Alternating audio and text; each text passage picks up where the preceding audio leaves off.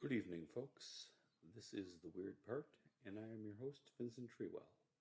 This evening, we're going to be discussing some unexplained events that occurred decades ago in a village in rural Wisconsin, and the impact which they have continued to this very day. The time was 1949. In the village of Necedah, Wisconsin, there lived a 40-year-old farmer's wife named Marianne Van Hoof. In one November evening, she perceived that there was a tall female being in her home. When she told her husband, she thought that perhaps she had seen a ghost. She suggested that maybe she had seen a ghost. Mr. Godfrey Van Hoof, a devout Catholic, suggested to her that she had had a visitation from the Virgin Mary. And this is where things get very strange. The day that Marianne Van Hoof had her first sighting of an apparition happened to be, which was November 12th, 1949, happened to be the one-year anniversary of a Marian apparition sighting in the city of Lipa in the Philippines, which was the last well-known Marian apparition around that time. It is extremely unlikely that Marianne Van Hoof would have been aware of that, considering that she was in an extremely rural environment, had an 8th grade education, and was not a terribly devout Catholic up until that point in time. Just to kind of set the scene, life had not been easy for Marianne Van Hoof. She was born in 1909 in Philadelphia, grew up in rural Wisconsin, and was in farming almost her entire life. She had had a child out of wedlock quite young, and later, at about 25, married Godfrey Van Hoof and proceeded to have 7 more children, all of whom were under the roof at the same time, as she began to see the apparitions and have the visitations. She had also been plagued by health problems throughout much of her life. And to be blunt, the Van Hoofs were quite poor. The farming business was very difficult in that area and at that time, and they were struggling. They were going through a whole lot. Also, the country was going through quite a lot. World War II had just ended 4 years earlier, and the Cold War was at the very beginning. The conflict between the U.S. and the Soviet Union was in its infancy, and within a few months, Wisconsin Senator Joseph McCarthy would begin his exploitation of the Red Scare. And the Korean War was about to explode. So, in short, it was a time of turmoil. It was a time of uncertainty and time of great fear of the future. Also, Necedah was a complete backwater. It has been described with no malice, but probably pretty accurately, as a place that was great for hunting and fishing, but terrible for making a living. A few short months later, on Good Friday, April 7th, 1950, Ms. Van Hoof would see a crucifix on a wall of her house begin to glow, and she would hear the voice of the Virgin Mary directing her to go see her parish priest and ask that everyone be told to recite the rosary at 8 o'clock each day. So Ms. Van Hoof delivered this rather mundane request to her parish priest, Father Langowski, who was initially supportive and apparently at least somewhat sympathetic to Van Hoof's situation. However, things would rapidly escalate within the next 2 months. On May 28, 1950, Pentecost Sunday, Marianne Van Hoof first visually saw the Virgin Mary in a glorious form appear in her yard in a small grove of trees that would forevermore be known as a sacred spot. The figure also promised to appear 4 more times on specific days, twice in June, once in August, and once in October. Also in May of 1950, a key figure enters the story, and that was Henry Swann. Mr. Swann was the chairman of the Necedah Chamber of Commerce and also the owner of the local Ford dealership, one of the relative handful of small businessmen in Necedah at the time. And early on, when this is just getting started, he becomes very close to Mary Van Hoof, and in fact forms what was called the Necedah Committee to promote the public awareness of the Marian apparitions and the messages which she shall begin to receive.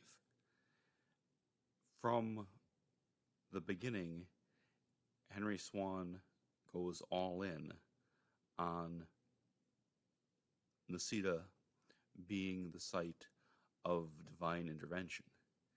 And like every other significant figure in this story, he is hard to figure out. Is he a profiteer? Is he a person who just wants to get in on that tourist money? Or is he a sincere, devout Catholic who is drawn by what he sees as actual miracles? Or is he something else? Or is he a combination of all of the above? No one in this is really easy to figure out, and Henry Swann nonetheless. He is a complicated character. Interestingly, his granddaughter began a substantial research into his involvement with the Necedah movement and with Marianne Van Hoof, and their relationship lasted for decades. So she began a investigation and a memoir into her grandfather's involvement, which she later stopped, and for her own reasons, and therefore I'm not promoting her name and website, because if you care enough to really look it up, you'll find it without much difficulty.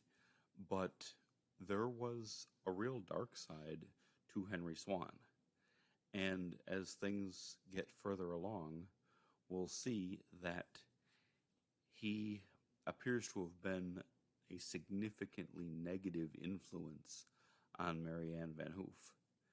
And while I won't begin to make judgments on his initial intent or his initial interest or even what his belief system was all the way through, there are certain things that I cannot not mention about Henry Swann. And the big one, is that he did promote some very anti-Semitic material, including the Protocols of the Elders of Zion, which I wouldn't even mention is just straight up anti-Jewish conspiracy nonsense that has no value and is pretty much pure evil. I wouldn't even mention it, except that it has been used as an excuse for murdering millions of people over the centuries. and he works elements of the protocols of the Elders of Zion into later Necedah shrine material, and that's a big problem. And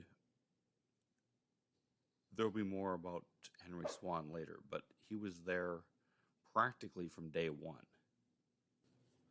On June 4th, 28 people show up at Marianne Van Hoof's farm, hoping to join her in seeing the Marian apparition. She has a vision of Mary.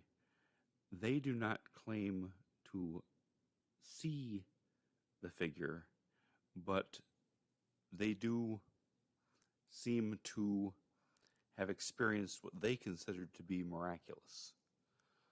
11 days later, on the 15th, a team of priests comes to investigate on behalf of the Catholic Church, which has now had to begin to take this seriously and form a position on what is happening in Necedah.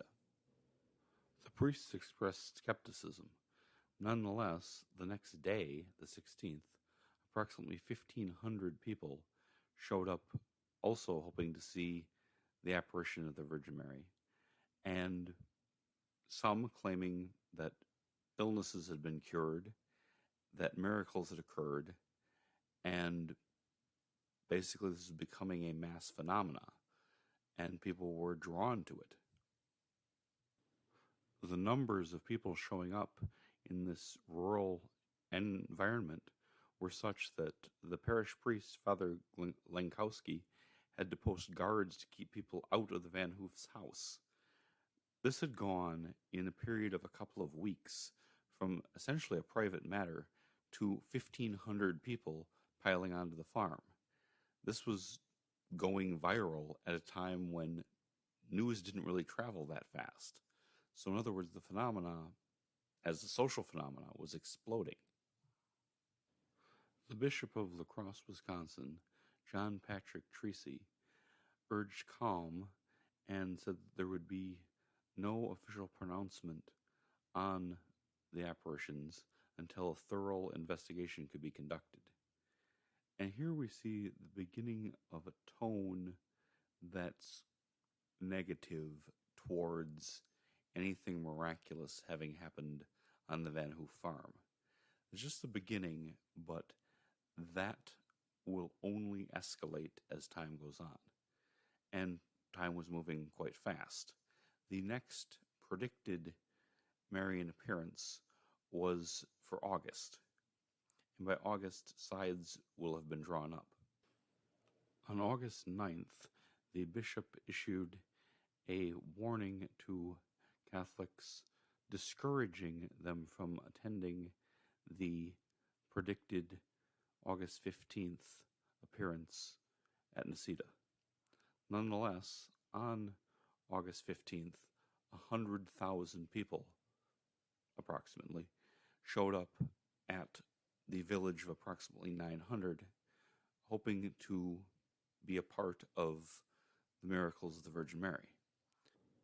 At this point, just by way of comparison, I think it's worth pointing out that the final appearance of the Virgin Mary at Fatima, which is very much recognized by the Catholic Church, in 1917 only drew 70,000 people. Necedah in August of 1950 drew 100,000. So take that for what it's worth. Also, the final appearance in Fatima is often referred to as the whirling sun. There was alleged to be a miracle where the sun spun around and behaved in an extraordinary manner. Some people at Necedah in August in 1950 claimed to see the same thing. Most of the crowd did not.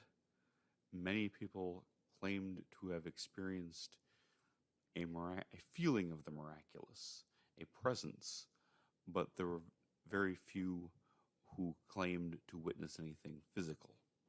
There were, however, And this would probably be of greater importance.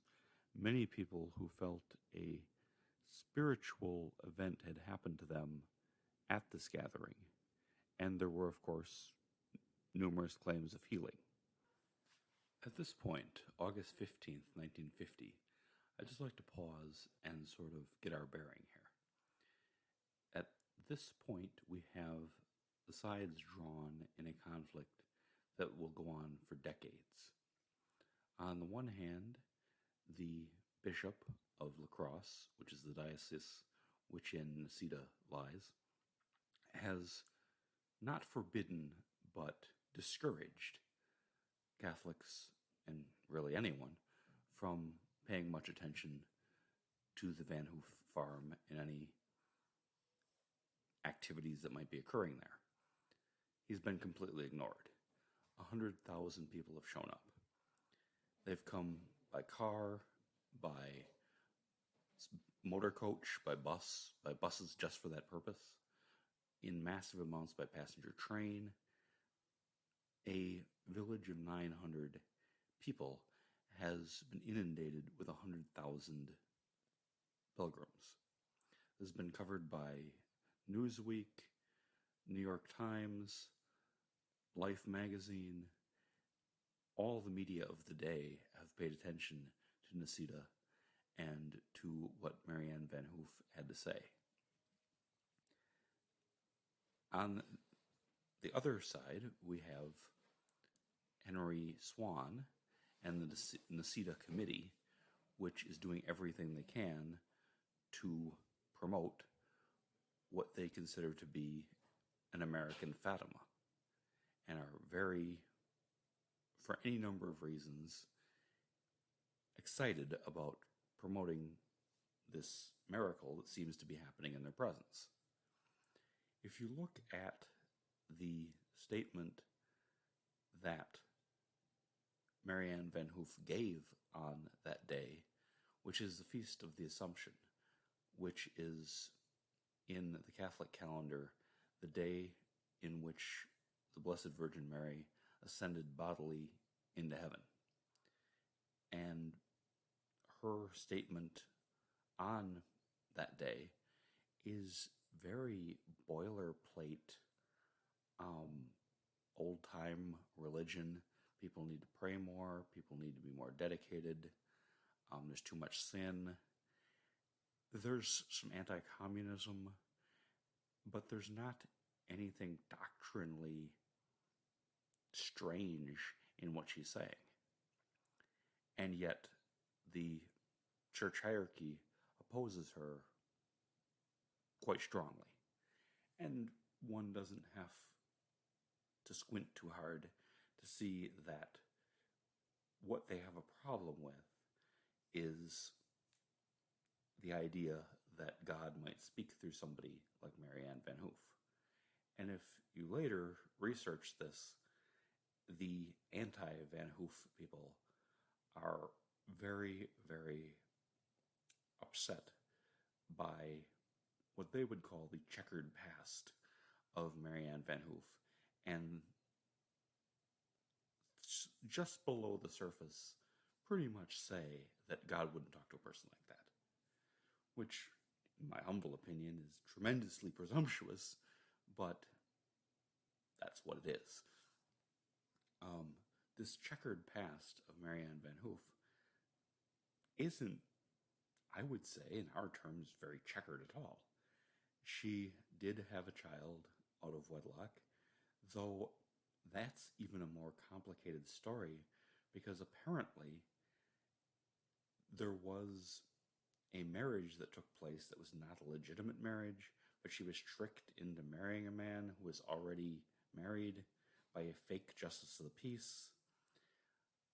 It becomes very difficult to get research sources that are credible enough that I'd care to cite them to say exactly what happened in her early life, other than to say she was with a man who apparently was already married. She doubtfully was aware of that, and at some point he took her to some sort of ceremony, and she believed that she was married when she had her first child. A not uncommon situation in the United States or the planet Earth pretty much ever.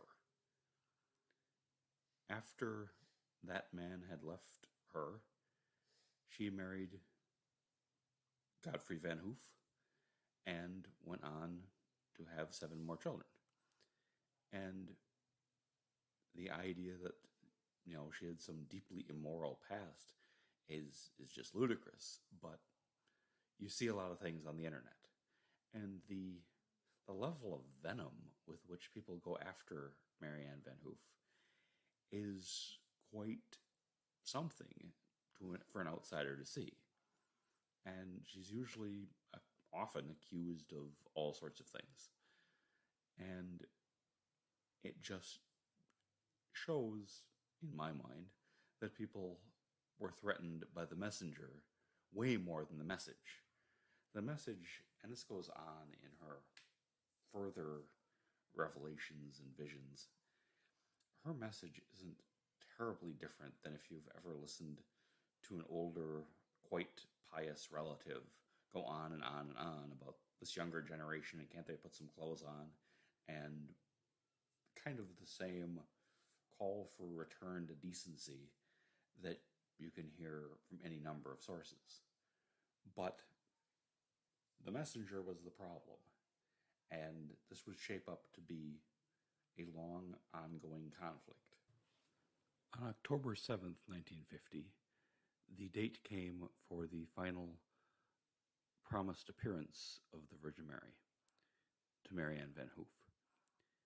3 days earlier, her parish priest had been transferred to a new diocese away from her, and shortly around that same time, Cardinal Stritch, for whom the university is named, Cardinal Stritch University, had banned Chicago Catholics from visiting the shrine, which was now being treated as a shrine by its adherents.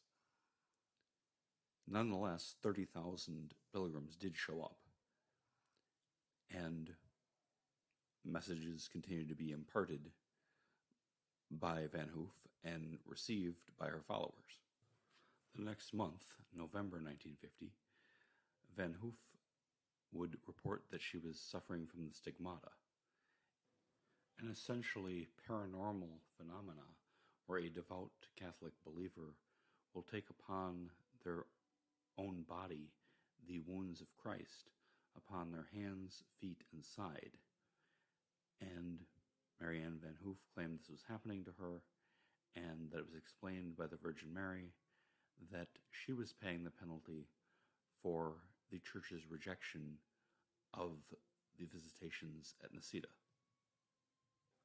At the end of May 1951, there was a break between the church hierarchy and the followers of the Shrine movement when Bishop Treacy ordered Mary Van Hoof to take down the statues that had been put up by followers at the shrine and to stop distributing literature about her visions. Despite direct orders from the bishop, she declined and said that she would continue to follow what was given her by the Blessed Virgin. This was a pretty huge point of breakage in the relationship between Mary Van Hoof and the institutional Catholic Church. About a year later, in April 1952, Bishop Treacy would demand that Marianne Van Hoof, who was still claiming to be undergoing the stigmata, report to Marquette University Medical Center for a 10-day physical exam, which happened to coincide with Holy Week, including Good Friday and Easter.